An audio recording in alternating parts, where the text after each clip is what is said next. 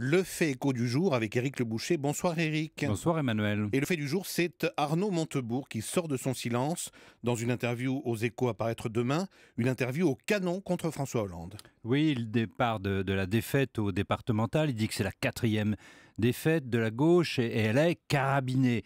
Et il note que la progression territoriale du Front National est directement corrélée à l'augmentation du chômage. Or, par une politique d'entêtement absurde, le quinquennat de François Hollande, dit-il, va se conclure par un quinquennat de l'hémorragie du chômage et de la ponction fiscale de la classe moyenne. Cette politique n'était pas du tout attendue. C'est la même que celle que menait Nicolas Sarkozy. Alors l'axe principal des critiques de l'ancien ministre, c'est la politique macroéconomique, les économies budgétaires, l'austérité. Oui, ça, on l'a déjà entendu, c'est le dogmatisme bruxellois et de la droite allemande, cette politique menée déjà depuis 2 ans et qui, plus de 2 ans maintenant, et qui, à l'inverse de ce qui se passe en Grande-Bretagne, dit-il, et aux États-Unis, où la reprise est assez vigoureuse, eh bien, nous, non, à cause de cette politique de coupe budgétaire et d'économie. On va faire encore 30 milliards d'économies, comme nous le réclame Bruxelles.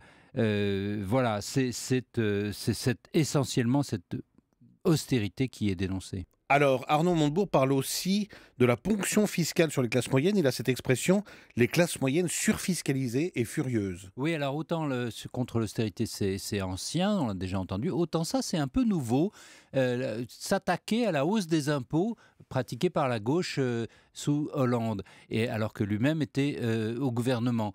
On a entendu Valls cette semaine qui a reconnu que c'était une grosse erreur d'attaquer d'avoir fait ce choc fiscal, ce gourdin fiscal. Eh bien, Montebourg le rejoint un peu, mais lui, à propos des classes moyennes, et en effet, il dit on n'aurait pas dû fiscaliser les classes moyennes, c'est ça qui fait qu'elles sont furieuses, comme vous l'avez dit. C'est d'autant plus étonnant que la gauche du PS, en général, n'est pas anti-impôt.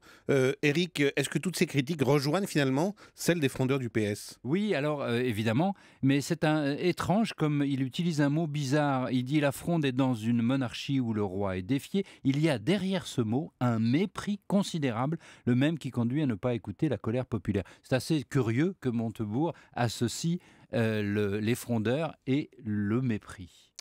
Au total, Alors sinon, évidemment, Manuel, pardon, mais c'est effectivement en gros la même axe de critique. Au total, si on prend un peu de recul, une attaque fondée de la part de l'ancien patron de Bercy?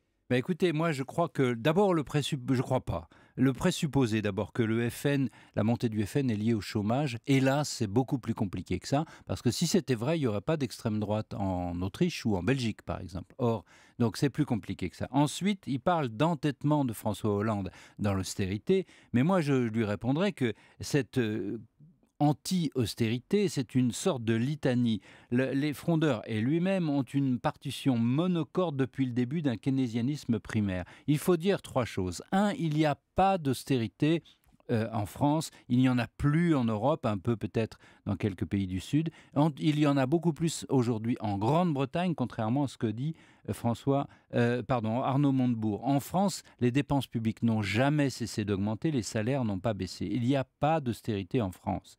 C'est bien ce qu'on nous reproche d'ailleurs du côté allemand. 2, la politique d'investissement. Mais Montebourg oublie qu'il y a eu des élections européennes, il y a eu un changement à Bruxelles, il y a beaucoup de politiques de relance de l'investissement. Quant au pouvoir d'achat, il veut mettre l'accent sur le pouvoir d'achat, mais je suis désolé, le pouvoir d'achat, il a augmenté en 2014 et il est boosté par le pétrole. Or, cette relance du pouvoir d'achat et de la consommation n'a pas relancé la production. C'est donc bien l'erreur, l'échec fondamental de l'axe politique que veulent les frondeurs. La demande, ça ne conduit pas à plus de production et plus d'emplois. Merci, c'était Éric Le Boucher et interview d'Arnaud Montebourg, donc à lire dans les colonnes des Échos de demain.